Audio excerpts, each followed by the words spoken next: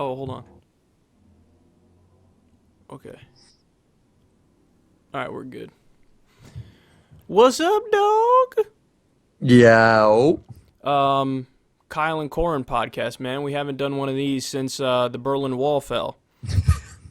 I don't know about you, man. Well, actually, I do know about you too, because they tag you in the same tweets they send to me. Like hmm this, I think that this thing we're doing here is more popular than The Big Bang Theory and like the number one show on TV and stuff. I wouldn't be Because surprised if we had our own like series on CBS because every time I turn on like the Super Bowl or some other shit, it's it's always some like corny ass TV show on the bottom popping up. I'm like, when the fuck did they have time for all these TV shows? Because like something random keeps popping up. It's like Bill and Rick, and then like Mike and Molly, or Sandra and Paul, and it's like one's a lesbian couple, one's a gay couple, one's a firefighter, and like his wife just chills at home. and somehow they get like really good ratings compared to other Yeah, shit dead on ass. TV. Every Yeah. single one is like critically acclaimed, like TV's most popular. I'm like, how is every single one of your shows like TV's most popular or something? Have you ever seen? There's this amazing video on the internet. I'm sure it's still up there somewhere. It's The Big Bang Theory without the laugh track. Like I used to I be. think you told me about it one time. Yeah. Yeah, I probably did. I used to be one of those people who I guess I'm just an idiot because I never recognized the laugh tracks. Like I never thought about it. You know, hmm like and then one day my friend told me, dude, I can't watch any show that has a laugh track. And then I realized, like, oh, okay, so you mean the things in the sitcoms where they put in the fake laughter for where the punchline's supposed to be and stuff.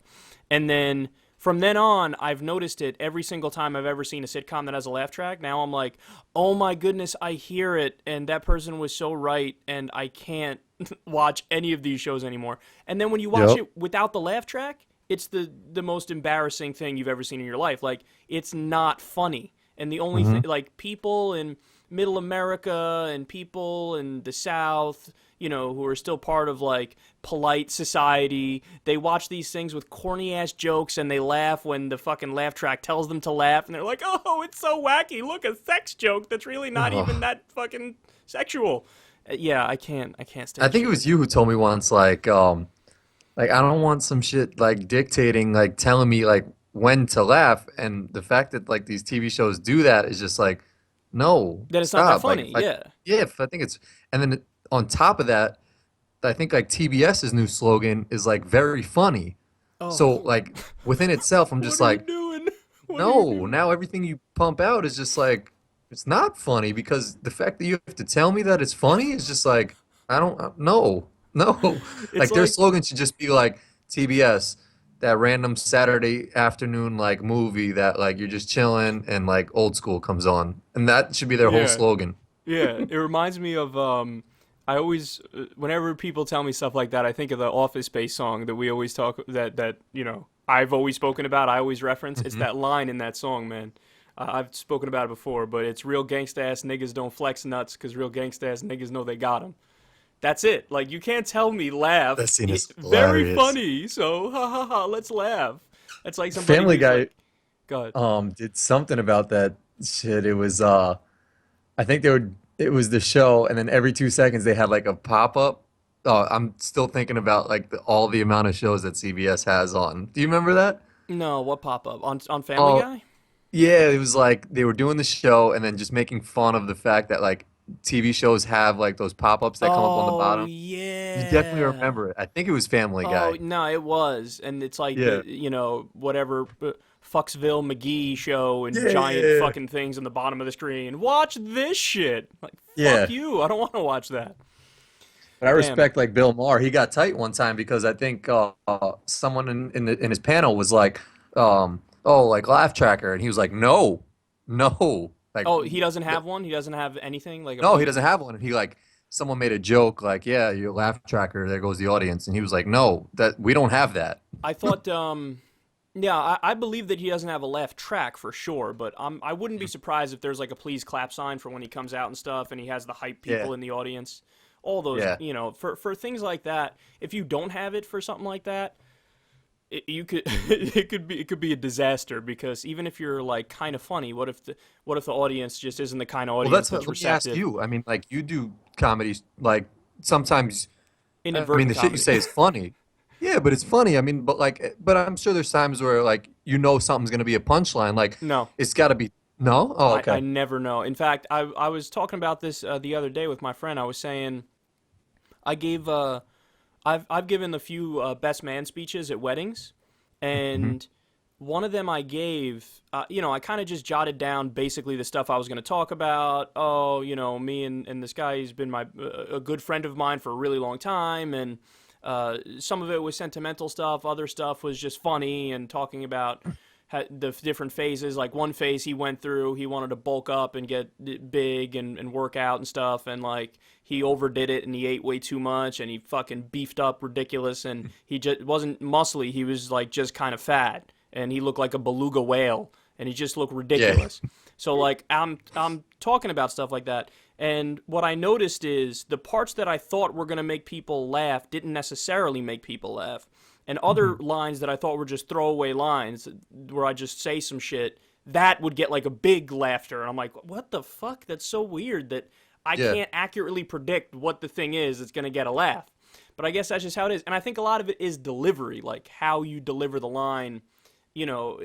That could be all of it, even like the timing of it, how you deliver it. And I'm really not a comedian. I've always said if I'm funny on the show, it's really inadvertent. It's just because I'm fucking around and then, whatever. There's some situation that allows me to say something stupid that gets a laugh.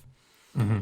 But yeah, so you've seen the tweets, I'm sure, right? That people are always like, Kyle and Corin coming back. I get more tweets about Kyle and Corin podcast than I do Hmm. for just secular talk, the shit I do every day. No, that's bullshit. No, no, no, That's that's true, bullshit. man. That's true. Like I've gotten 3, 4, maybe 5 tweets in this time frame where I wish we got some groupies off of it. I know Molly listens, but what the fuck?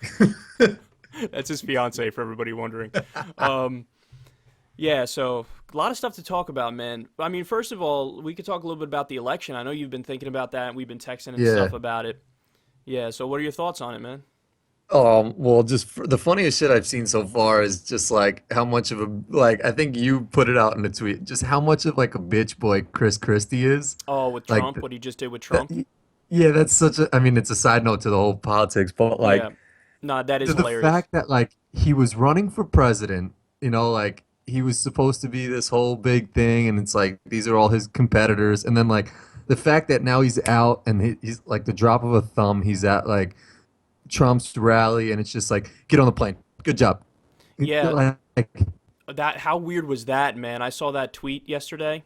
it's The just such an epitome of like what a joke everything is. Yeah, Yeah, I saw the tweet from which one, the Politico. get on the plane or whatever. Yeah, where it Hmm. really is Trump saying to Christie, he puts his arm around him, he's like, "Yeah, thanks for the speech. Get on the plane. It's right there. Go home." Like, what the fuck is that? You just It's fucking like manhandled a grown man. yeah, and it's embarrassing one for Chris Christie because it's just like he's not even like a person. It's just like now it's just about like what his next move is. So it's just like he's like a piece of Play-Doh just getting shaped in any direction. Like okay, I'm doing this. Okay, that didn't work out. Now I'm gonna do this. So I'm comparing in my mind because I'm always thinking basketball. Like I'm comparing Steph Curry to just the Republican like debates right now. It's just like there are no words for it. It's unbelievable that the levels that this is getting to. Like I also saw Marco Rubio at his last speech. I don't know where he was, but he pulls out his BlackBerry and just starts ripping through tweets, like looking for comedy, like talking about Donald Trump, and I'm just like there are no words. It's so embarrassing that like, I'm not like as into the politics as you are. That like, it's funny to a point because like a lot of these people like Bill Maher and you and Stephen Colbert have like plenty of material to work off of, Yeah. and it makes shit funny without you even trying. But dude, this is embarrassing. Yeah, I Like, mean, yeah. By the way, I didn't even know the thing you just said about Marco Rubio.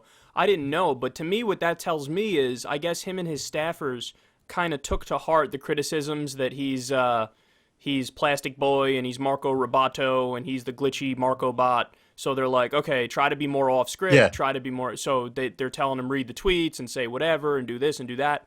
That's really interesting because they're trying to learn their lesson and move on from that. But yeah, in terms of overall the election, the point it's at, look, yeah, part of it is Trump for sure. Trump has done this thing where he's become this faux anti-establishment monster. But I mean, that's the thing is like I blame kind of the establishment more than anything else because there's no way Donald Trump could have risen to power if we were already living in a country where people felt like their politicians were representing them. I mean, like 9% was the approval rating for Congress when you go back about a year and a half or so ago. 9%. That's in a fucking representative democracy. The idea that we could vote for people and then a few months later we're like, only 9% of us approve of them. What that shows you is you have a government that's just not representing the people in any serious way. You have political science researchers who said the U.S. is basically an oligarchy now or a plutocracy, which means it's just government of, by, and for the rich, of, by, and for the political donor class, and the corporations run the system and nobody's listening to us. So out of that system, that's the only way you can have people who turn to somebody like Trump, who's so obviously a buffoon, who's so obviously an authoritarian guy who's going to go in there and run roughshod and not care about separation of powers and not care about the integrity of the system. So on the one hand, you blame Trump and his idiot supporters and the Republican base and the politicians who have kind of fostered this xenophobic environment.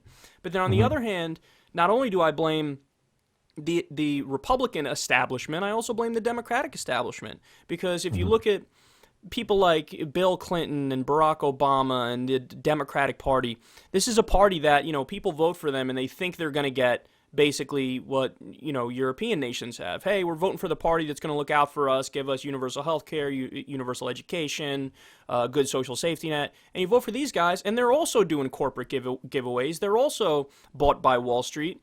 And they're not fighting for them enough. Now, that's not to say the Democrats aren't better, because they are better than the Republicans. I mean, I could list 10 policies where Obama's, taking a step in the right direction, and he's effectively thrown a bone to the American people, like, here, we'll give you a little something. You happy now? But overall, the rise of Trump is linked to that, man. And people, like, a lot of people from now on, like, I at the beginning was like everybody else, and I said, this is going to be a flash, he's going to be gone pretty quickly. But I also reversed that position faster than anybody else when I was like, oh, no, I see that this is real now. And what I'm noticing is virtually everybody else, most other people, still think it's like, no, but see, after he gets the nomination, he'll lose in the election, in the general, for sure.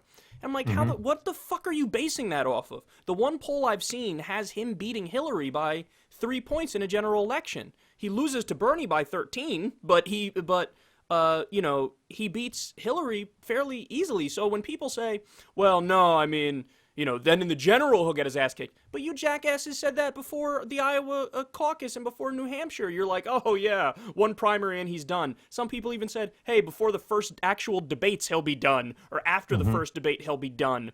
Everybody's had these theories about I mean, come on, seriously, how far is this going to go? But every single time they say that, it goes further. And he appears to be fucking scandal-proof. It doesn't matter what the fuck he does, he always goes up in the polls. He retweets fucking neo-Nazis. He says we need to torture people, quote, even if it doesn't work. He says we need to attack the families of ISIS. Not ISIS, but grandmas, women, children.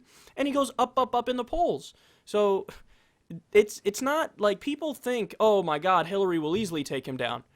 Guys, Trump, for all of his fucking flaws, and he has many flaws, he knows how to brand things, and he knows how to sell himself. That's what he's all about, is proper framing.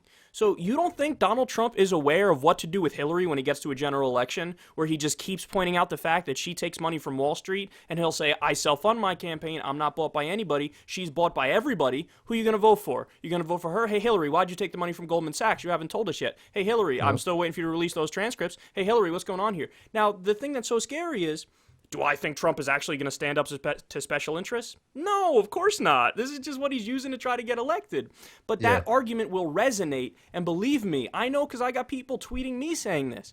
The Democratic base ain't going to show up for Hillary. Why? Because she didn't give them a reason to show up for them. This is a person who voted for the Iraq War and voted for the Patriot Act, which ripped up the Constitution and threw it in the garbage. This is a person who takes Wall Street money. This is a person who, along with Bill, they were for all the so-called free trade deals that shipped middle-class jobs out of the country. They're for the tough-on-crime bills that locked up so many black people and minorities in the country. You think the base is going to go out for her big time in a general election? Why would they? They have no reason to. So what I don't get is like, how does she keep like? I mean, she's winning the states she was obviously going to win, correct? Yes. I mean, like South Carolina. Oh, yeah, she Like, dominated South Carolina. but, like, how does she keep getting like these endorsements? Like, she gets like endorsements from like the head of like the NAACP and Okay, like, that's a great question, and there's a good you answer know? to that. Yes, I'll explain to you right now. So, there's a great article from Zaid Jilani in The Intercept recently where he lays out in detail the fact that Hillary Clinton, when she gets endorsements, she's getting all of her endorsements from groups where the leadership of the group decides. So, in other words, it's not like in these various groups, they go to all the people who are part of said group and they go, okay, now we're all going to vote for who you want to be the nominee. They don't do that. They go to the leadership. So the way politics works is, without question, Hillary Clinton's going to these groups. Okay, what are you interested in? What would you specifically like if / when I'm president? And then they'll say whatever, and it's like, great. So you endorse me, I'll take care of you. This is politics, backroom deals. I scratch your back, you scratch mine. But whenever the actual people vote for who they want, Bernie always wins. But whenever it's the leadership deciding, Hillary wins. Which is why, like, dude, there are gay groups that have come out, LGBT rights groups that have come out for Hillary. They've endorsed Hillary. Now, understand something, man. It's not an opinion. That just doesn't make sense. Because Hillary Clinton came out for gay marriage in 2013. Bernie Sanders was for full gay rights in every realm 40 years before Hillary Clinton. Yeah, It's not that's a what question as baffles to me who's sometimes. better. Yeah, we know who's better, but people are choosing against that, again, because of politics and backroom deals and when the leadership decides and not the people. But the saddest thing is that, at least as it stands right now, like, I know this is going to get a lot of people upset, but believe me, I don't want to be the bringer of bad news here. It just happens to be the reality. Yeah, Bernie is a little bit on the ropes now, man. He is. I mean, so Super Tuesday we'll know for sure. Super Tuesday, if he wins 4 states, there's 11 primaries / caucuses on Super Tuesday. If he wins 4 states, okay, he's still in the thing. Okay, if he wins 5 states, we got a race on our hands. Okay, if he wins 2, 3, It's a wrap. yeah. And another thing that's really freaking me out about Super Tuesday is they haven't done a lot of polling in the different states. Like, Well, that's what I was just about to ask you. Like, has yeah. there been early polling or anything to at least see maybe if he's got a shot to win 5 or something like that? So I've been bragging endlessly because I'm 7 for 8 in my predictions for the primaries and caucuses. The only one I missed is I thought Bernie would edge out Nevada, and he actually lost. Well, he was Hillary close won. though, right? No, in Nevada it wasn't. I thought it was Oh, it going to be wasn't. much closer than it was. He lost by 5 points, I think, in Nevada, which is really not that close. So fair is fair. Hillary won that. I thought Bernie was going to edge it out based on a couple different things, but. So that's the only one I got wrong. Now, I'm looking for as much information as I can to make my next predictions. Now, people are like, "Oh my God, you're so great! How'd you make the predictions?" I was just going by the polls, guys. Like don't get me wrong. Like, it looks like I have a crystal ball because I've been I mean, accurate but you about know all of it. more than some people. You Yeah, do a no, lot more you're right. research than other people. That's true, because there are some factors that you have to weigh more than others, and some people don't know if they haven't followed politics as much as I have. So I was one of few people who predicted Ted Cruz would actually win Iowa. Most people had Trump winning because Trump was up by a lot going into that state. But I said Ted Cruz would actually win. Most importantly, because previously in Iowa, they voted for Rick Santorum and they voted for Mike Huckabee in the last 2 election cycles. Those are the most evangelical guys, and they always kind of, buck the trends and go for like a semi-underdog, and that's what Ted Cruz was. He was number 2 in the polls. He's more evangelical than Trump, so I said I think Cruz is going to win, and he ended up winning. But for the later states, there's not, like, I'm looking at the polling. The polling was done like 2 months ago, and there's only 2 polls in certain states. It's like, wait a second. So to make a prediction for these states, everybody's just kind of really guessing. They're like, I don't know, I think this is going to happen. But as a general rule, the way it's unfolding now, so Bernie and Hillary kind of split the Latino vote, but it's gone actually a little bit lean towards Bernie in Nice. up to this point. But the Hmm. black vote, Hillary wins overwhelmingly. Like she's dominating Bernie in the black vote. Is that just because, I mean, like they don't know about like It's Bernie or something? it's a lot of it is name recognition. A lot of it Hmm. is Clinton family. A lot of it is the overwhelming majority of black voters, over 90%, are solid Democratic voters. And Hmm. when you're a solid Democratic voter, and the media is not covering Bernie as much as they should, and they don't know as much about Bernie as people should, well, then your fallback and your default is, okay, I guess I'll go for Hillary Clinton. But Bernie's actually winning white voters, white liberal voters, by a significant majority, and he's also winning the youth vote by a landslide. Yeah, he's smoking them, I've heard. Yeah. So what this election really comes down to is the millennial vote. Are millennials actually going to go out? Are they going to vote? Are they going to show up in big numbers? Because when, like, the turnout for South Carolina was super low. When the turnout's low, Hillary's going to win. Okay, so in order for Bernie to win, you need a high voter turnout. You need millennials to get to the polls. And if that happens, then he has a shot. But if that doesn't happen, then it's up in the air. So going into Super Tuesday, you're going to kind of need Bernie to win probably Oklahoma, Colorado, Massachusetts, and two others. Hmm. I'm forgetting the other states right now off the top of my head, but he's going to have, if he wins 5, there's a race. If he wins 4, he can hang on and stay in the race, but it wouldn't look good. If he wins 3 or 2 or 1, he's No done bueno. so. And I have to tell people, like I said, there's very little polling that's been done in many of these states, but of the polls that are released so far, Bernie's only up in 2 states. So I know that should send a little, that nervous feeling in your stomach, that butterfly feeling of like, fuck. So it could be, man. But look, if Bernie, I mean, I hope it's gotten to a point at least where if Bernie doesn't win, I mean, who knows with Hillary now? I mean, you know better than I do, but I mean, she flakes on a lot of stuff, right? So it's like, okay, you guys want to hear about like this because Bernie says it, so I'll talk about that, but then ultimately has something, invested. yeah, I just don't know. The thing is, man, I don't know how believable she is when she says this stuff. She's certainly not to me. She's certainly not to a lot of the progressive base because we know so much about her history and her voting record and stuff like that.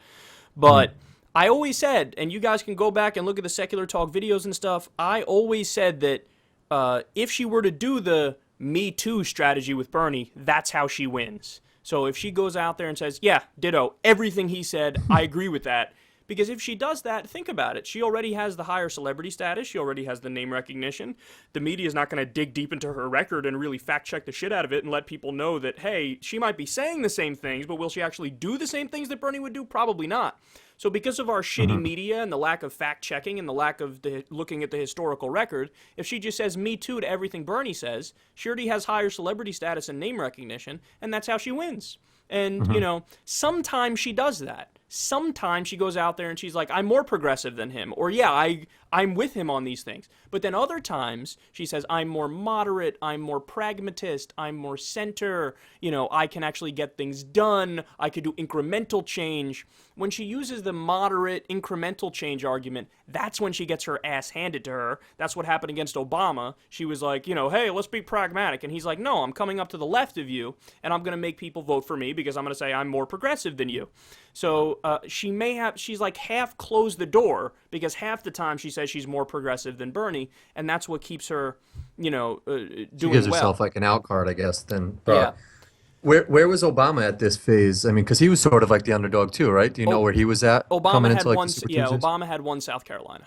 Obama had Oh, one he South did. Carolina. Yeah. I'm not sure if in Nevada. I think Hillary had won Nevada against Obama too.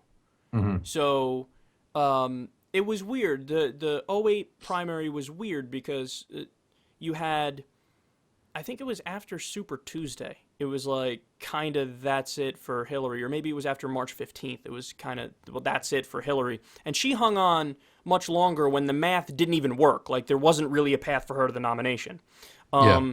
I don't think Bernie would do that. I think if/when the math doesn't add up anymore, he's going to drop out. But there's also this other aspect which is really fascinating, which is when it comes to the national polls, in some national polls, Bernie's actually beating Hillary now. So the way it's working with the states, obviously, to this point, Hillary has more states, and it doesn't look good based on the polling we have in some upcoming states.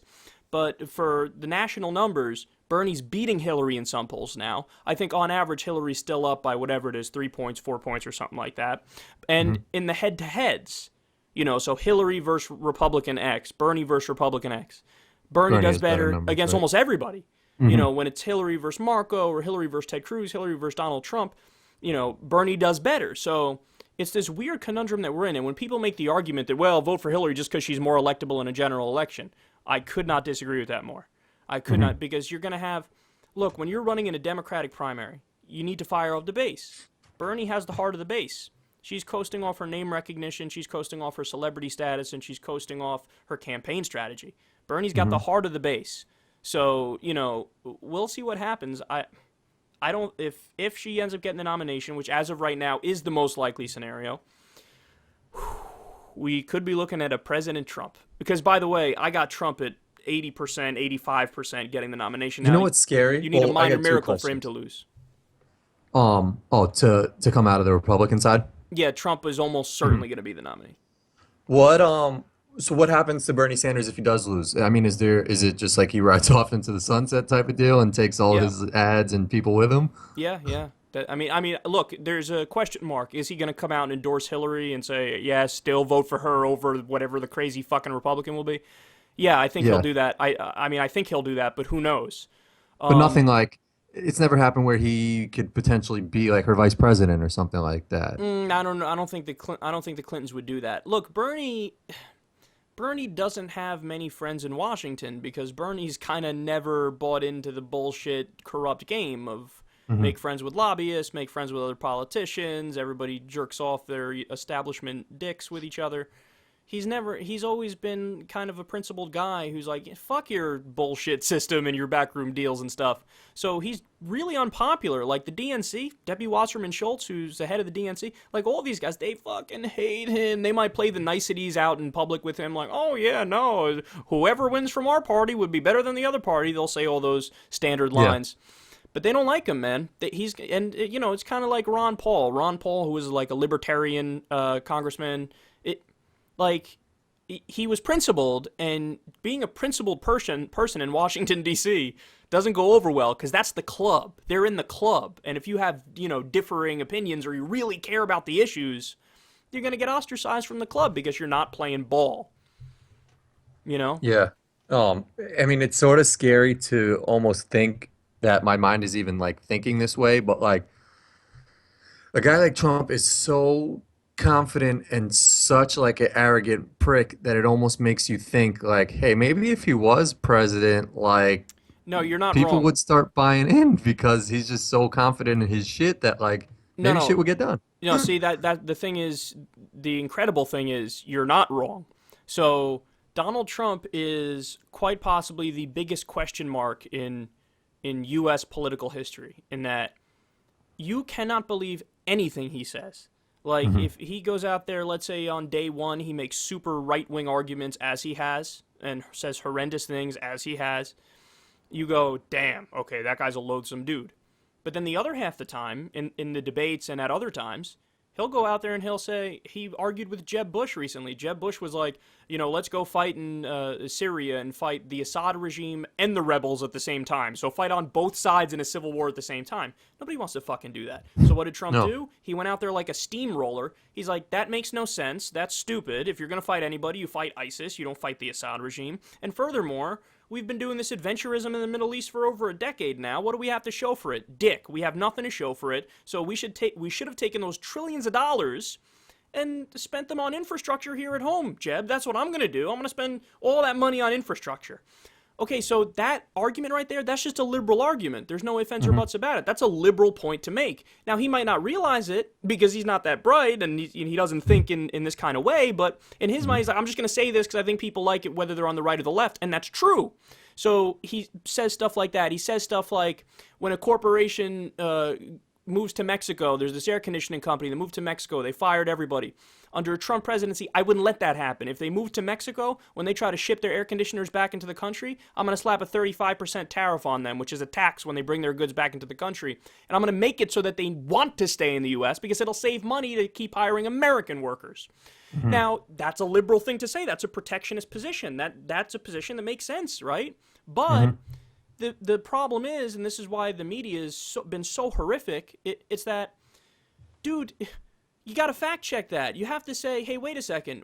If you're so against this stuff, then why are your ties made in China?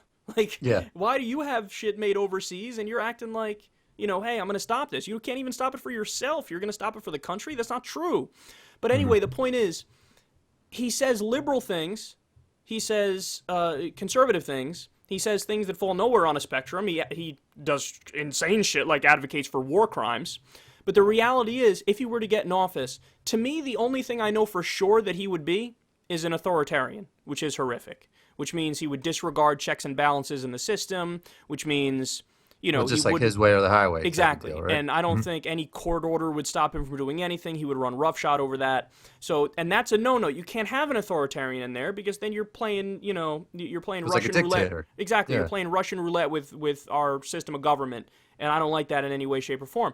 But then the counter-argument people make is, okay, Kyle, that's true. We know the one thing he'll be is authoritarian. But what if he were to go in there and say, fuck the special interest, fuck the lobbyists, and he were to take some sort of action to try to stop the corruption in our government, or he were to do like he always says about healthcare, we're not going to let people die in the streets. And then his Republican opponents are like, well, wait a second, then are you advocating for government-run healthcare? Are you advocating for a single payer? And he's like, no, but call it whatever you want to call it anything, but we're not going to let people die in the streets. So, like, you don't know what he's going to do. You don't know. Yeah. So it's just such a big question mark that, and by the way, this helps him with his base because his base they disregard all the shit that he says that they don't agree with, and they only listen to the parts where they do agree with him. So, you have people who are blue-collar Democratic voters who are in unions now who are like, I think I'm going to vote for him. Because they disregard the shit they don't like, and they'll focus on I'm going to make, companies keep their jobs in the U.S. So this is why it looks like a disaster in a general election because of all these reasons. And you kneecap Hillary Clinton when you make the argument that she's corrupt because she is corrupt. Yeah. Well, I mean, that's why if Bernie wins, it's like you can't pin him on that because he's. People always say that they're similar, Trump and Sanders, because they're both, campaigning, self-endorsing their own campaign. Right. They have nobody to give any benefits to or anything like that. So, if it's Hillary and Trump, he'll keep pinning her on that shit. Like, how much money did you take? Who you have to give favors to? Yeah. Who you paying back? And Bernie is actually anti-establishment, whereas Trump, it could all be an act. Because with Trump, very few people know this story, but he always says, I'm self-funding my campaign, I'm doing this, I'm doing that. That's actually not true, and he went to the billionaires who all the other Republicans always go to, Marco Rubio, Ted Cruz, all the big-name Republican donors. He went to them asking for money. They said no to him because they don't like him. And then he went out on the campaign trail and he's like, this system's corrupt, these guys are puppets. But if they had said yes, he would have taken the money and he would have said dick about, money in politics. So, it's one of those things where he's acting, whereas Bernie's actually, he doesn't have a super PAC, he's not taking anybody's money, only, very small donations from actual people. So, you kneecap all of Trump's arguments if Bernie's the nominee. And let's face it, Bernie knows policy way more than Donald Trump does. Oh, of course. And he's consistent and he's on his message, and he would run roughshod over him. That's why they had 13% victory, according to a poll from a few months ago, that Bernie Sanders would have over Donald Trump. I believe that for sure. If it's Hillary versus Trump, I honestly believe Trump is the favorite, as that recent poll showed, and as all my, analyzing of the election goes here. How does this guy? Well, I mean, just still on the topic of Trump, like you look at all of his past deals when he tried to get involved with something like I know sports, he tried to get involved with like the US like FL or something like that, failed. He tried doing like the casinos in Atlantic City, bankrupt. So it's just like he can't get pinned on any of the bad deals he made, and he's still like people do think that he'll do a great job. Yeah. he went bankrupt 4 different times. Yeah, which is just like people disregard, like, and they just forget about the facts and past Because of of that. confidence, man. Because here's what Trump does Yeah, when you bring that up. He'll say, "No, not true. yeah, No, no," and then he'll make the bullshit splitting hairs of, "No, it was my company's, and I used the law to my advantage to do it. I never went through a personal bankruptcy. It was my company's, and I used the laws of this country to my advantage. That's what happened. That's what I did. No, I didn't go bankrupt 4 times. No, I didn't go bankrupt 4 times." And you say it confidently enough and you repeat yourself over and over. And this is brilliant marketing 101. This is what Trump knows how to do. This is what almost none of the Democrats know to do. Maybe Bernie Sanders does it better than everybody else. But hmm when you repeat something over and over and over and you're confident, it becomes an of course in people's minds. And you think they're going to do the fact checking on it, or they're going to say, I wonder if the moderator's right. Let me go to Google and see if he actually did do. No, they're just going to say, yeah, people deep down, especially if after a long day of work and you're tired and you might be watching the debate on TV, you hear this, you kind of have the same reaction as any other animal would, where it's like, okay, who's got more strength? Is it the moderator or is it Trump? Trump's saying it more strongly. That means he must be right. He must be the one yeah. that's telling the truth. No, it's not the way it works, but that's how a lot of people think it works. And how does a guy like Ben Carson still like? Why is he still in the race? He's just I trying mean, to like, he's trying where to does he sell get the books. money from? Like, does he have money Yeah, still no, coming in? this is a facade now. He's just trying to sell books. He's just trying to. A lot of people have done this, where they run for president and then all They they're just stay really for as doing is long trying to as. push their own brand and sell things and become more famous, so they get more name recognition. That's all he's doing at this point. Because, Yeah, I mean, I saw he came out and said like, Barack Obama wasn't like isn't not as black enough. black as him or Yeah, black, yeah, whatever the hell it was. Like, yeah, I saw that I was like, he's just trying to get headlines now. Like he's on his way out. that's exactly right. Yeah, and John I hope Kasich like too. he just. Oh, but Kasich at least is like he's like civil on stage and like, you Yeah, know. he's a, as Bill Maher would call him, he's a potty trained Republican, but he's got in the polls he's donezo now. He only did well in New Hampshire, and then everywhere else he's shitting the bed. So it's only a matter of time for him. All right, dude, I got to talk about stuff other than the election. I had so much shit on my Yeah. mind that I wanted to talk about. Um, so I got the other day in the mail. You're gonna relate to me on this. I wonder how many people in the audience will relate though when they hear this, but um, so I got in the mail a new debit card. Okay, Oh, I've I been already know what you're saying, and I'm in the same boat. I, so I've been using my debit card since roughly I was a fetus, and I love the debit card. It's the same number. It's one of those things where even when they send me an update of it, all it is it just changes the expiration date, but it's my Yeah, yeah, same yeah. number. So Yup. these motherfuckers send me an updated debit card, same number, just a different expiration date. I obviously had to go online and all the fucking websites, Amazon, this, that. I got to change the expiration date, and I got to Yeah. fucking call my auto insurance, and I got to call this, and I got to call that, and I got to change everything, right? So I do that. This was about a month ago. Then again, these motherfuckers send me a new card. The new card says some bullshit like, our new cards have a chip in them, which enhances Yep. your security.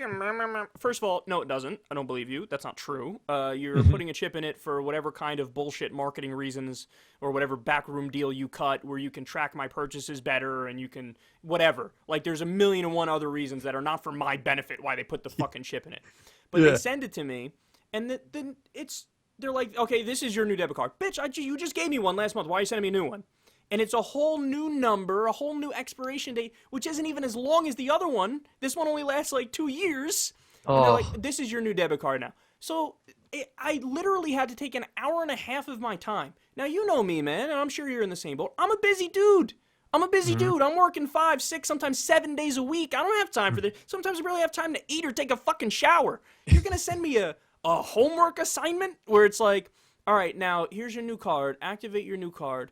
And then you got to change your shit in all the things again, where I had to call up my auto insurance, I had to call up my health insurance, I had to go online and change it in the 42 websites and shit. And at the end of all this, I'm like, this is for nothing. And the thing that's so annoying is they do it and they don't think anything of it. They're just like, yeah, this is just here. Now go do shit for an hour Mhm. and a half. I don't Mhm. have this time. What the fuck are you doing to me? And then outside of that, I mean, I'm in the same boat. So I had credit cards, debit cards that they sent me. Like, I think they sent me two at one point because I didn't do it, and they were like, it says bright and orange, like activate this. We got the new chip, blah blah blah. I'm like, yeah, whatever, fuck, I ain't doing that shit. But now every They're gonna I shut your actually did it. account down, son. They're gonna do that soon. They better not do that shit. I'm gonna be It, tight. dude, it says it in my letter. It said it. It's like if you don't activate by this date, your old accounts will be deactivated. And I just have my bank account is fine, but I don't have any card associated with it anymore. But the fact is, like, the ones with the chip now, it just makes it makes your transaction so much longer and more annoying because you go to all these places and now it's a conversation about if their chip thing is activated. Because a lot of these places don't even have the chip shit that works. So you're like, Ugh. hey, here's my card. Should I swipe? They're like, no, we didn't get the chip thing. It's not working yet. Like none of these places even have the chip thing activated yet. So that's a conversation within itself, talking to the dude about if his chip shit works. And then if it does work, it takes so much longer than just swiping your card. It's so fucking obnoxious and it's so unnecessary. Yeah. And it always makes me think like if I mean, I'm in no way able to do this because I can't like hunt and shit, but it makes me want to live off the grid. It makes me want to go like fuck all this shit. I'm just going to go live off the grid, which leads to my next thing, which is so that was the credit card thing I was fucking pissed off about. Now, my computer thing, which I like vaguely spoke to you about, but like I had, Mhm. the famous old Toshiba crashed one day. I had to go out, get a new computer, and fucking download all the new shit onto the computer that were the same as the old programs. I ran into a million and one problems with my editing program not being compatible with the new computer or with Windows 10 or whatever the fuck. Ugh. And it was Yeah. I was like, okay, I was on the verge, I'm a grown ass man. I was on the verge of crying a few times. I'm like, I don't want to do this. I don't have the ability to do this. Why can't I just do my show and fucking edit and have everything ready for me? So, Mhm. all those things, I finally got all that shit taken care of, which took forever and it was so fucking annoying. And then, like, the other day, I'm about to do my show. I go to move my computer. Boom. It hits me with a random update. Mm. The shit, it shuts off. It's like, it's doing the thing with the, you're 4% done, and it's 5%. Oh, it went back to 4%. Now it's going to Yeah. 8%. It's like, oh my God, what's going on here? So I barely, just in time, I got, the computer update done for me to go on air and be on time and stuff.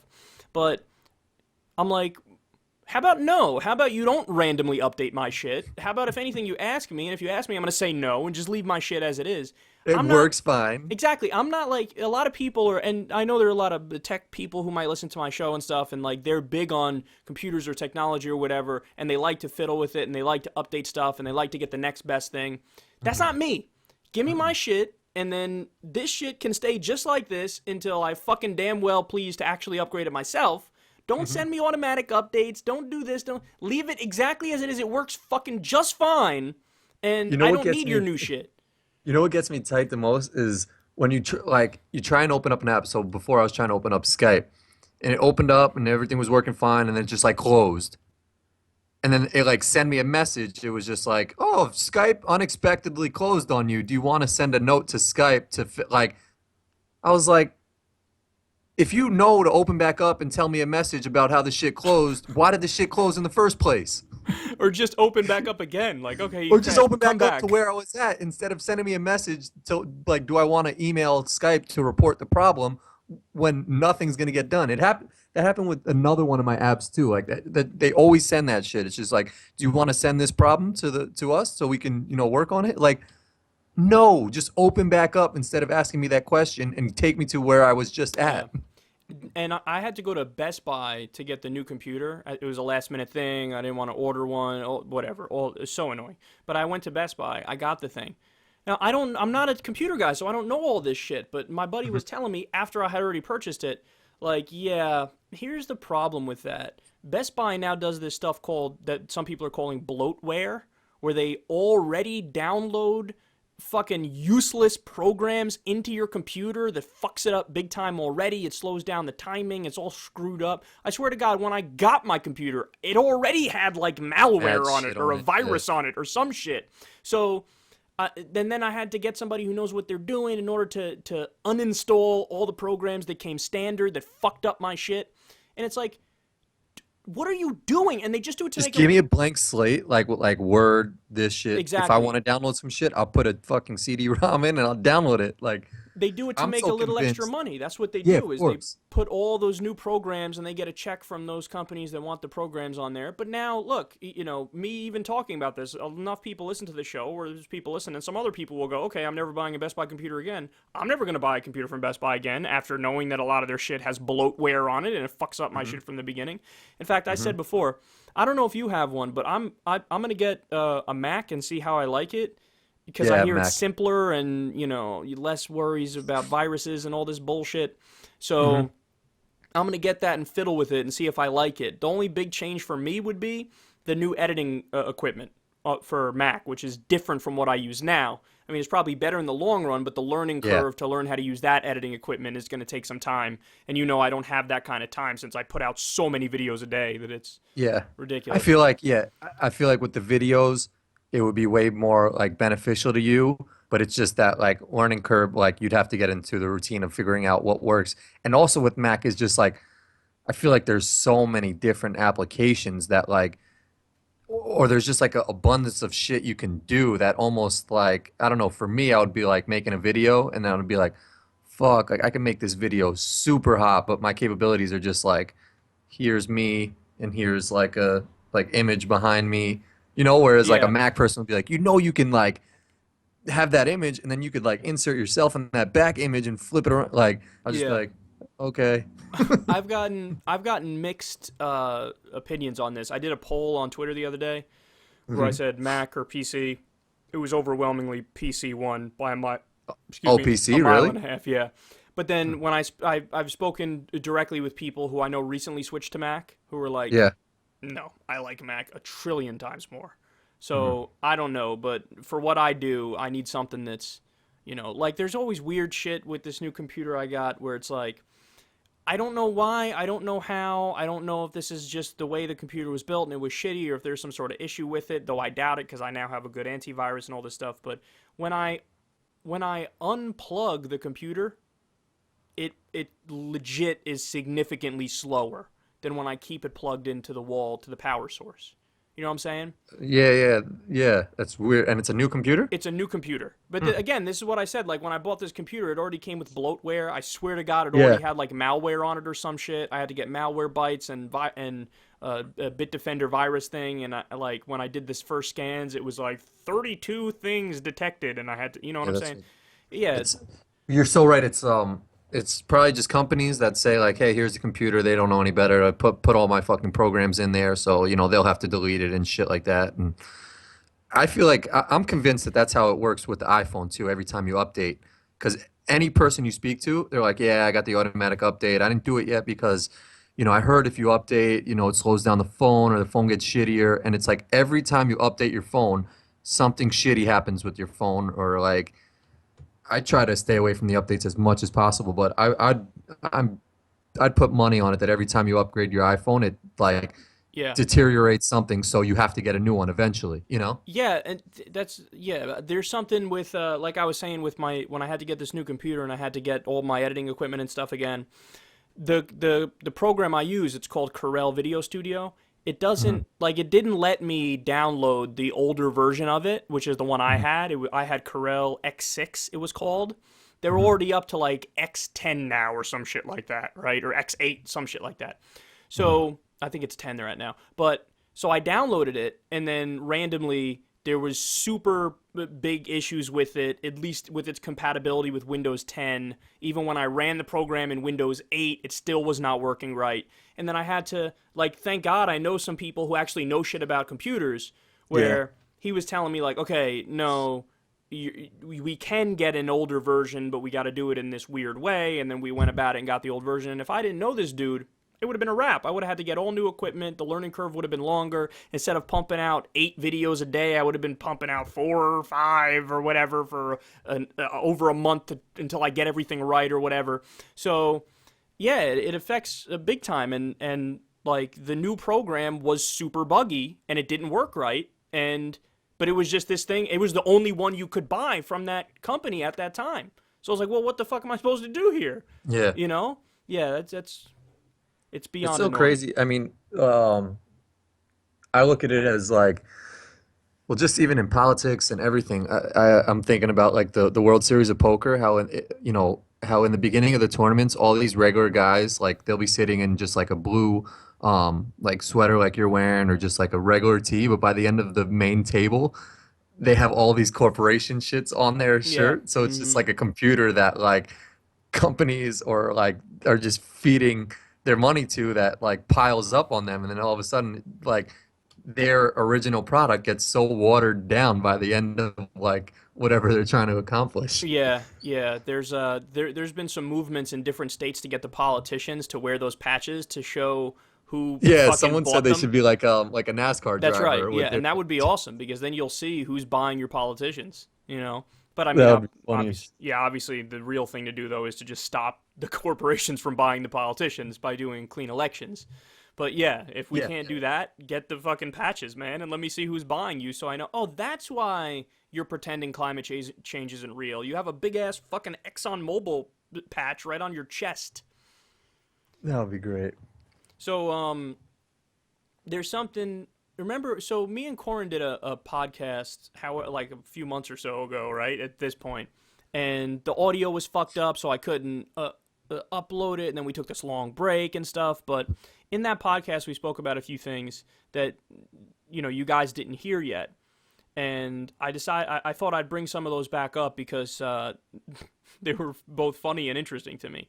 First of all, when you when you talk about like food Mhm. and you go to restaurants that are either slightly above average in price or like significantly above average in price, I think that a lot of the shit they do is just bullshit. Like, Mhm. you're going in there to buy an atmosphere as opposed to like the food. So like you go in there and it's more, updated, modern, arty, and it's cleaner or whatever. Or they make So they people, say. yeah, or they make people dress like the waiters and waitresses or whatever dress a certain way to give you the feeling of the place. And one of the things that they do that pissed you off to no end was cucumbers in the water. Why are you fucking putting Mm.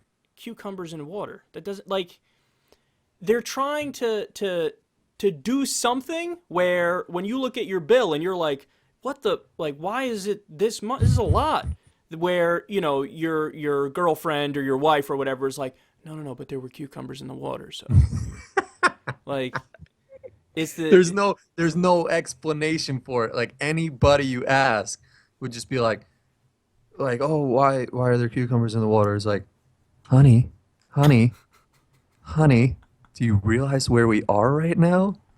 It's like, okay, yes, I get, but why are there cucumbers in our water? Like, has anybody in human history ever craved water with a cucumber in it?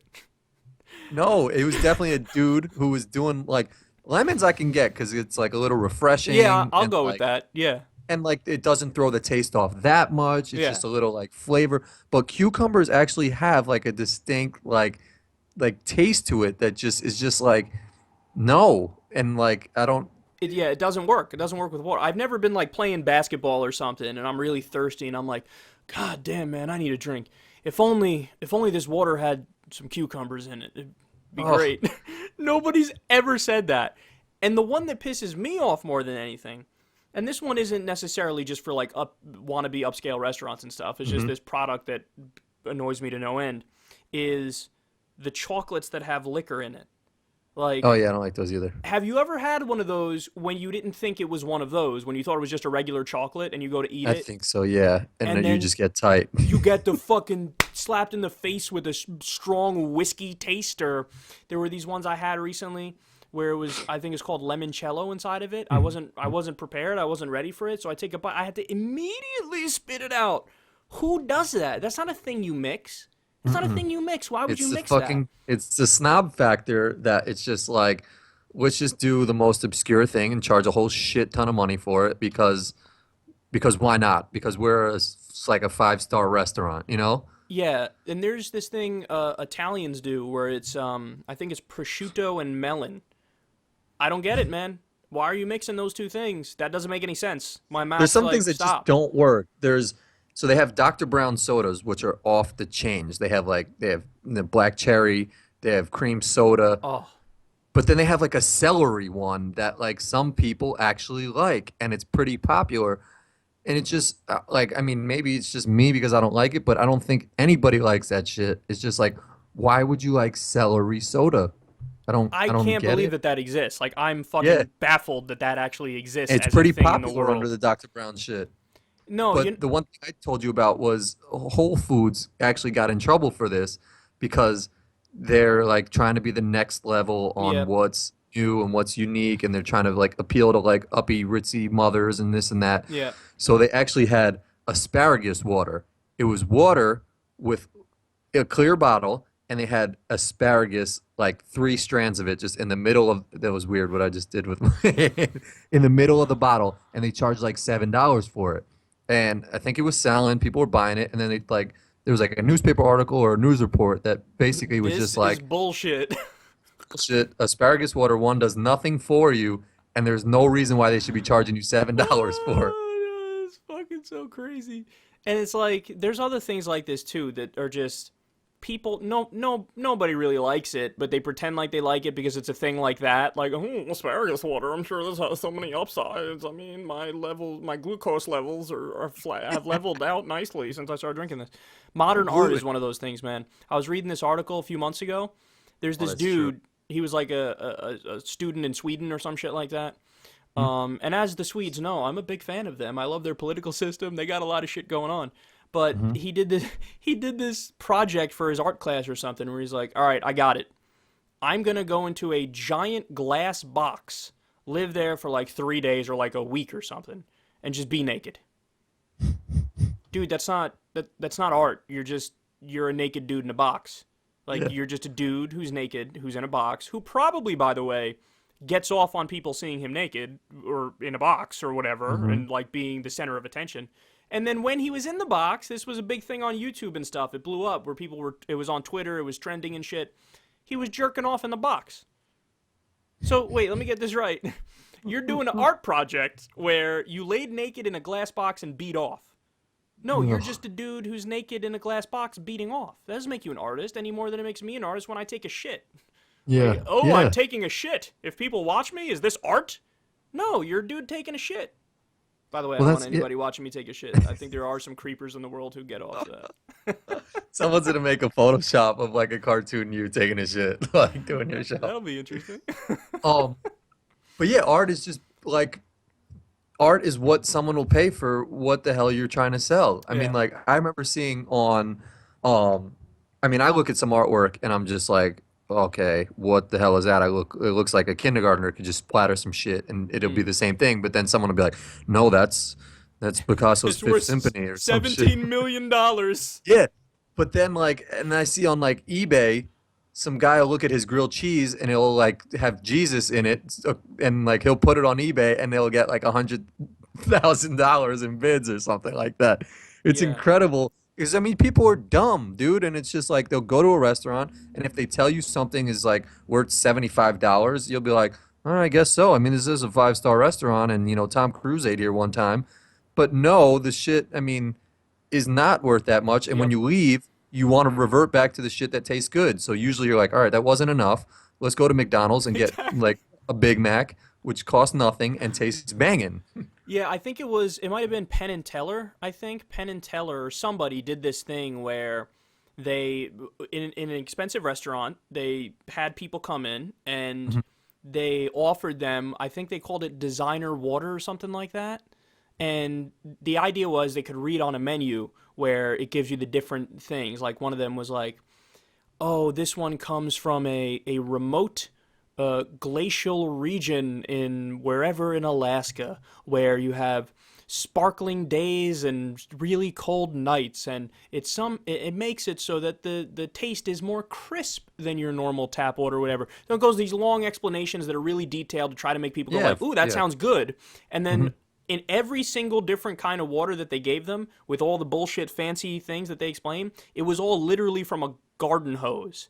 and people drank it, and then they would ask them their opinions, and they would actually give different opinions for the different Yeah, they things. Where convince themselves, right? exactly, so like, oh yeah, this one is a little smoother than the other one, but I would say the other one is a little crisper in its taste, and the temperature of this one, you can tell this one came from the desert in a remote area, like We're such unbelievable. we're little like mules that we can just be like convinced of anything pretty much. So I mean like I once spoke to Molly because she went to the supermarket and came back with it was it was a carton. It was called boxed water. And it looked like a milk carton. And I was pretty intrigued by it too when I used to see it, but I didn't buy it. And I saw she bought it, and I was just like, "Why did you buy that?" And she was, "I was just curious." Like I was like, "It's water, regardless if it's in a box, a cup, Oh a shit. bucket. Like it's gonna taste the same, whatever the fuck it's in, you know?" Yeah, So and it's like if someone tells you or they package the shit the right way, you could get swayed. And to come full circle back to Trump, I think Trump his entire life did the fake it till you make it thing, where Mm-hmm. every step of the way he was like, I'm the boss, I'm the leader. Even though he was born with a silver spoon in his mouth, he pretends like I wasn't born with a silver spoon in my mouth. I'm successful. I'm a self-made man. I did it all myself. I'm in control. I'm the leader here. So when he goes into the Republican debates, he looks at the other guys. He's like, who, you think you're going to beat me? I'm the guy. I'm the one. I'm the main dude. And then you say Mm-hmm. that enough, then other people go, I guess he's the main dude, right? That's got to be the main dude. I mean, he's the one that's saying he's the main dude. That's the same shit with the water. They all from the glacier and the this and that, and people are like, oh yeah, this one tastes better. No, you've been fooled. You've been took. You've been had. Yep. And it's Yeah, I sad agree. because the people Confidence is everything, man. and the people who would actually do right by everybody, for the most Mm-hmm. part, they're more silent and quiet, and they're just normal people who aren't going to brag and aren't going to get, in people's faces and say, vote for me, I'm the leader. They're going to, they're people who are just quiet people who, given the opportunity, they get in power. Yeah, the right thing to do is to give people health care. Let's try to do something to give people health care. You know what I mean? So you don't get the right people in power. Mm-hmm. Mm-hmm. Yeah. It's weird. I mean, just the last note on that is something that really pissed me off was I saw, do you know Anthony Bourdain? He's I like do, a yeah. chef. Mm-hmm. Yeah, so his whole thing is like he'll travel the world and like go to all these fancy exotic restaurants. And I guess to some people, like my sister's boyfriend is huge foodie, which to me I never was. I mean, I just like, if something is banging, it's banging, like give me a bag of chips or whatever. Um, his whole thing was he was on a talk show and and they were like, where was the best place you ate and which country and what was it? And he was like, I was actually in like Atlanta, Georgia, and it was like 3 in the morning, and this was fascinating to me. Me and my friend, we actually went to a Waffle House, and we sat down, and the food was amazing. And I was like, dude, I know, like, just like you don't have to tell me. Like, you're the oddball going to all these weird restaurants, paying mad money, and thinking that shit's exclusive when right in front of you, the like the shit that's banging is banging a Waffle House, a White Castle, like a Burger King, Yeah. So like I'm not the weird one, you're the weird one, dude. You know what I hate? I hate when people try to pretend like they're above something that they're obviously not above. Yeah. Like I know some people have made the argument to me about, whatever kind of sugary drink there is, right? Like, Hmm. oh yeah, that's like for juvenile tastes, like childlike taste. But it's like, wait. No, stop with the snob effect here for a second. Let's stop and think Hmm. about this. You do know that there's a reason why sugar, and yes, processed sugar, there's a reason why you like the way that tastes. You're wired to have that kind of response when you have that kind of food. So when you make the argument of, no, I'm above that. I don't like things that actually have a biological reaction in my mouth where the taste buds react a certain way and my brain starts firing certain ways. Yeah, I'm Yeah. above that. I don't actually think that I enjoy that thing. No, but you're just wrong. Like this isn't a question. You Yep. know. And look, maybe some things are too sweet for some people. Don't get me wrong. There Yeah. is variation in taste buds and all that stuff. So I'm not arguing we're all literally exactly the same here. But when people try to pretend like things that, like a whole category, like anything that's even a little sugary, I don't like. That's just not true. Like, I don't believe you when you say that. Or just because like society says so, because like I'll go to a bar and I don't like maybe ordering certain thing because of like what people, Like, but usually those girly like bitch drinks Oh, they're that great. like Yeah, they taste they're delicious. great, you know, and people be like, "Oh, look, he's ordering a strawberry daiquiri." It's like, no, would you drink like a strawberry Kool-Aid right now if I gave you one? And they'd be like, yeah, probably, you know, if the shit is banging. They'll be like, this is exactly what it is. It tastes like a watermelon Jolly Rancher. So stop shitting on it because it tastes good, you know? Dude, I'm a grown ass man, and here's what I'm massively in favor of: Shirley Temples.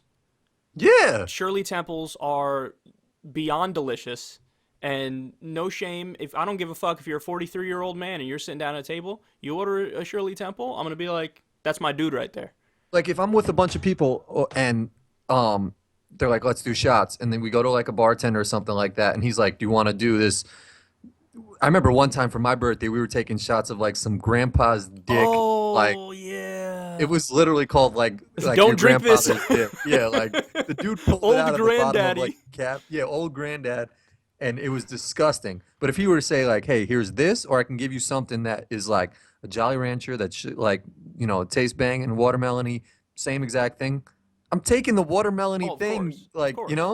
And you actually gotta like the only downside of those things is you gotta be careful because they go down so smooth that you don't even realize you're getting fucked up. And Yeah, then if you have like four of them, five of them, you could be thrown up just from the overwhelming amount of sugar that you've had and alcohol that you had. You know what I mean? yeah. So you got to be careful because they're so good that it's like you don't even realize you're getting drunk Hmm. when you're doing it. But it's just like this pride and like perception that other people think you're doing this like drinking a girly drink or taking a sugary drink. It's just like fuck that. It tastes better. So like stop trying to look for some obscure shit like Anthony Bourdain and go to some weird fucking country where I mean I could see it's cool to see other cultures and see what they're eating, but when Yeah. it's like you're spending $400 a plate, like when I could just go to McDonald's and get the same shit and more of the shit for $4. We're outing ourselves as fat asses with all this praise No, we're not even doing. McDonald's, but like, just like a burger joint or like a hole in the Yeah. wall spot. Like maybe you'll see a mouse on the floor or something like that. Ugh. Actually, and to be fair to Anthony Bourdain, I actually like Anthony Bourdain because he does keep it real. Fuck Like, him. yeah, no, he's a good dude. If you were to watch, like, I guarantee you, if you watch 2 episodes of his show or more, you'd go, yeah, he's a cool dude. But Because dude, he was trying to tell me about Waffle House, and I was like, no, no, no, but motherfucker, I've been known about Waffle House. I Like, you're know, the weird one. but Corin, think about it though. He's real enough to admit that Waffle House was one of the best things he ever fucking ate. Like I guess so. that's Yeah. real. Like Yeah. he could have said, "I like it when I go to the remote regions of the fucking mountain ranges of Burundi." That's true. Yeah, it's true. Yeah, he did. He doesn't do it. Nah, he's a cool dude. I watch honestly. I've watched like marathons of his show before because it's good. He'll go to the weirdest places ever and try their shit. And Hmm. he actually in a weird way he reminds me of you because you off like I'll talk to you one day and you'll just be like, "Yo, I'm in fucking Idaho." Yeah, I was just in Colombia eating their like food See, out that's there. what I'm Was, saying right now. wow. I was just in Colombia. I don't know. I just woke up. I was in Colombia. What am I gonna do? I was there. What is it? So, last thing I wanted to talk about. We mentioned this last time, but these guys didn't hear it, and I think they should. Some of the most hate I ever got on Twitter Hmm. was because I dared to say that there was hypocrisy in NHL fights. Like, Oh, so think yeah, about it. remember that. NHL fights, they go in, they fuck each other up. Sometimes the ref are just like, all right, I'll wait it out until I see a moment to go in there and try to break it up or whatever. But Hmm. the point I made was, and I'm not saying I'm not in favor of it. You could fuck each other up. I don't give a shit. If you're both Hmm. willing participants, go ahead, fight. I don't care. But isn't it funny that if you take what they did on the ice and just remove the people in the stadiums and remove it being on the ice and you make it outside in the parking lot after the fucking the game, They're both going to they're jail. both going to jail. Boom, assault, you're done. And imagine also, I mean, let's keep it real, man. If you had people in the NBA fight like people in the NHL fight, where they just allow it Hmm. and they let it go, Hmm. so many people would be like thugs, gangsters, black heathens, savages, barbarians. But Hmm. when it's in the NHL and it's mostly white people, they're just like, well, it's part of the history and the tradition of the game, and let it go. And this is it just shows that they care about their other teammates, and it shows loyalty, and it shows this and that. So that does show you this inherent double standard. And again, I'm not Hmm. saying I'm against it, man. If you guys want to fight, by all means, go ahead. I got nothing against it.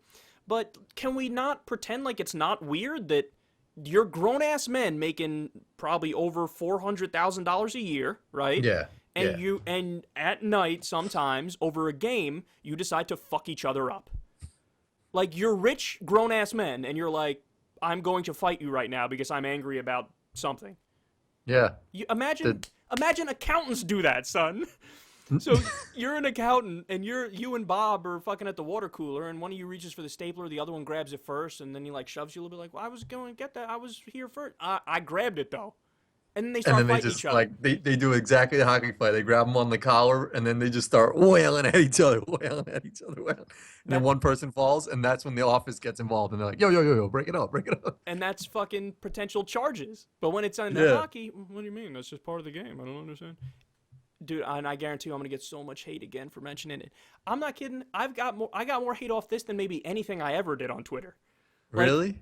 well, maybe the only other thing that competes with it is in during one of the Democratic debates, Hillary was asked the question, who's the one president that you admire the most, or something like that. And even the moderator caught on and was like, because it was somebody in the audience that asked it, he's like, just one president, one guy, one dude, you could only pick one. And he's hinting like, you're fucking married to Bill Clinton. He's the Yeah, president. yeah. Like, you're obviously going to pick Bill, right? Yeah. And she was like, Abraham Lincoln, right? Which is a fine choice, and she gave a decent Yeah. answer, but, she didn't pick Bill. So I, being me and saying anything and joking around, because this is what I do, Yeah. I was like, damn, Hillary's going to give Bill a sloppy blowjob after not picking him for the most admired president. And then the fucking holy hell raining down on me from Hillary People were supporters. tight? Hillary supporters who immediately called me sexist because apparently having a blowjob within a marriage is sexist somehow. That's sexist. So is it sexist if I say that Bill goes down on Hillary? Is that sexist too? Against Yeah. him? No, it's not, right? So they got me. And even the one that really pissed me off was this. There were some other Bernie supporters who were like, this isn't all Bernie supporters. It's just him. He's sexist, but the rest of us aren't sexist. Dude, I don't need you. Go away. Like, I'm not interested in your fucking bullshit backpedal non-defense of the shit I said. It's a joke. Get over it. It's a fucking joke. Sometimes your jokes land. Sometimes they don't land. But either way, I'm not going to shut up and go, my feelings Exactly. hurt. You got- pointed out you- that blowjobs happen Yeah. in real life, and I don't like it when blowjobs happen in real life. And oh my God, you're sexist for saying that they do. Fuck off. I don't play that shit. That's what's up. That like, yeah. I mean, other people would be like, sorry, I apologize. Here's a statement apologizing for that. If people Fuck think, all those people who are like PG and shit. well, yeah, well, PC, but yeah, I guess you could say PG too. They're PC, PG-13. whatever. They're fucking children. Yeah, but that got people maybe equally as mad as the hockey thing. But I think I got more hate on the hockey thing even. I think I But did. there are double standards. I mean, it's just like you've never seen people like in two accountants fighting. You've never seen people in the workplace fighting, but you're so used to seeing people fighting in hockey that it's the norm, And that's why there was that whole double standard with Cam Newton, dancing and just being like a dancing right, black right, guy right, in the NFL because one, and he came out and said it perfectly. He was just like people don't like this because it's okay for a white person to dance because one, they don't have rhythm, so I guess it's like cute and like people can relate to it. But like white people can't relate to like a good looking black dude, who scores and is dancing and is confident about his shit because we don't have rhythm like that. So it's like we're jealous, we're envious, so like people are just gonna naturally hate. Well, you know what this is reminding me of? This is reminding me of the Beyonce backlash. Remember her performance Yeah. during the Super Bowl halftime? Which was like nothing. Fox Like, News went nuts over it. I honestly, I didn't. I'm like, wait, why? Like, why are you mad? Like, what did she do? I didn't know what she did. I'm like, what do you? And they're like, oh no, you don't get it. It's because she wore all black, and it was like a tribute to the Black Lives Matter movement and to like the Black Panthers, and it was like, it's really like scared like little white girls. I don't even know. They just said shit like that, and then the best was like Rudy Giuliani commented on it and like he's the rap expert. Like And I can't, you know what I can't stand, man? It's like all these people, and Bill O'Reilly does this all the time, where he'll talk about the black culture, and you got to pull yourselves up by your bootstraps, and it's a culture that's rotting from within because of your personal decisions and all the entertainment. It's grotesque and wrong and this and that. he always makes that argument for black people. But when it comes to white people, has he ever said, I can't believe there's all this gun violence going on in the white community where most of the mass shootings are done by white men. This has to be the fault of Rambo and Terminator, and this is just the culture. Steven Seagal movies, Chuck Norris movies where people shoot people up. This culture is rotting from within. You got to change those movies and fix those movies. The rock music, which is so bad. There are rock songs where they sing endlessly about taking LSD or taking heroin. Yeah.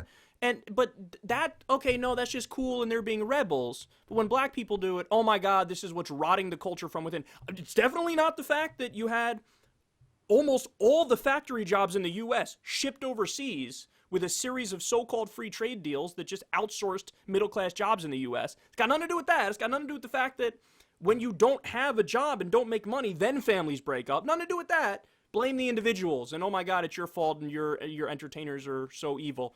And with the Beyonce thing, people went on to try to argue that, like, oh, well, the Black Panthers they were just like the KKK. What the fuck are you talking about? How many people did the KKK kill? They're a fucking terrorist organization. Yeah, people are so dumb, dude. That's just not true. That doesn't make any sense. There wasn't. How many fucking killings did the Black Panthers do?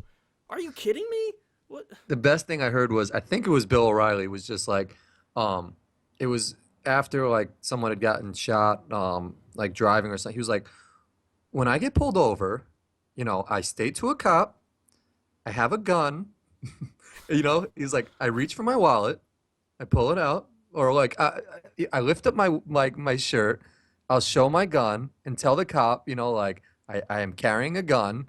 Like he made it seem like what he does would just automatically translate and work well for a black person if they were driving. Yeah, like, hey, officer, I have a gun on my waist. It is registered. Like the cop would just be like, "Oh, no problem." Like, yeah, no, they're clueless. They have no idea that it's just like I've told this story before, but where we grew up in New Rochelle, if you go to a party on the North End, I mean, remember some of the parties, I don't need to say his name, but some of the parties at somebody's house on the North End, you and I are really close friends with, where it was crazy. People out in the front lawn, everybody's getting fucked up in the front lawn. This dude lived next to a judge. Yeah, wow. Next to a judge. And then, there would be all types of debauchery going on, who's getting their dick sucked, who's doing drugs, who's doing this, who's doing that.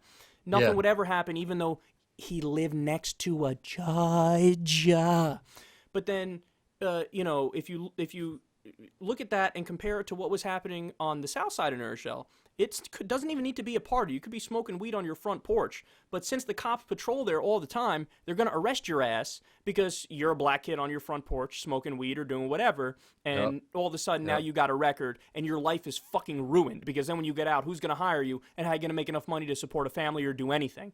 So, and this is where you get those statistics from, where the stats show that black people and white people use drugs at similar rates, but black people get arrested for it 4 times more often. Black people and white people sell drugs. Actually, white people sell drugs more than black people do, but black people are more likely to get arrested for selling drugs. So this is where you get those statistics from. And when people call the drug war racist, it's just because it is racist. So, and it's not like crazy fixes to these things. All you got to do is stop the drug war. Legalize, tax, and regulate drugs, or at the very least decriminalize it. And right there, it's a huge blow to systemic racism. Crazy. Yeah. All right, so I think that's all I got for you guys today. You got anything else, Core? You think DiCaprio finally wins his first Oscar tonight? If he doesn't, I might start a revolution. It'll be fucking like there's definitely something going on if he doesn't win tonight. Because I mean, like he won all the other shit. Dude, I am behind Denzel Washington. It's Leo DiCaprio. Like Denzel is my number one. Denzel is one of the best, if not the best ever, in my opinion.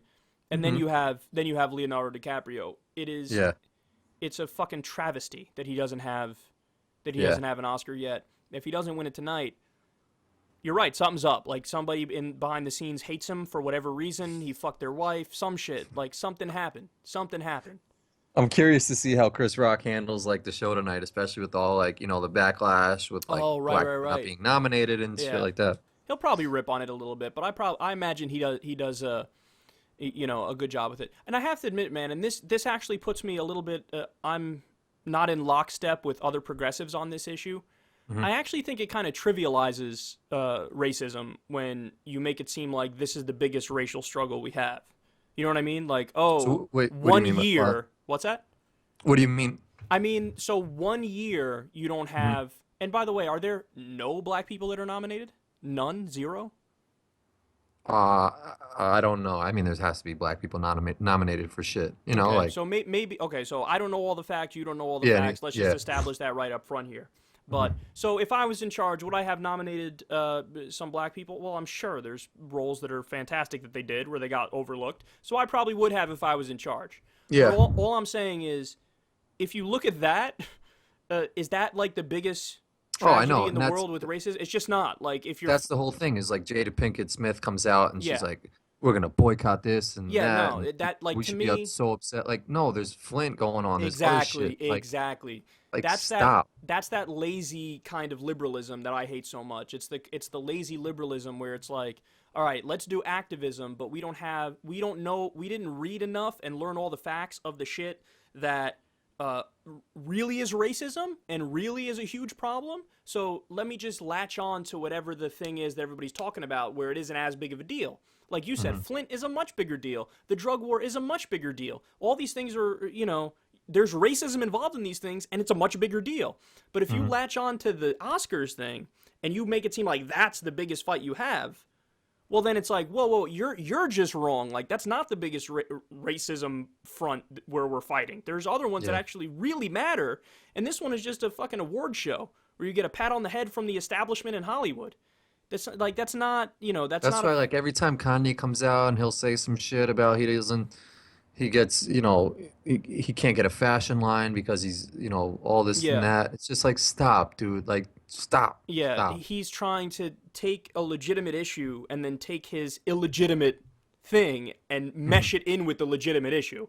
But in the end result, you actually end up delegitimizing the legitimate issue because now you Yeah. have otherwise good people who go, see, it's the boy who cried wolf. See, they're crying racism again because he doesn't have a fucking fashion line when he's already a multi-millionaire and he's fucking the dopest chick on the planet with the nicest ass ever. Like, oh Hmm. yeah, crying racism, please. This is none of this is real.